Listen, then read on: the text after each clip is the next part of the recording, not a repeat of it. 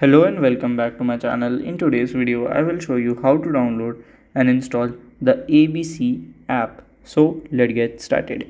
So here have to follow these easy steps. So if you are an Android user, you should must use a Google Play Store or a Google search bar.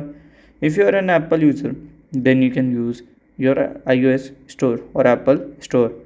So at here, I will just go to my Google search bar and I will directly search for the ABC app. So here we can see it, ABC app.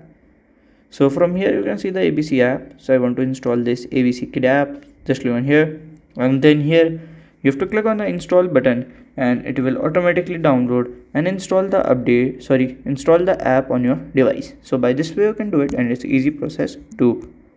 So if you have any question related to this, you can let me know in my comment section.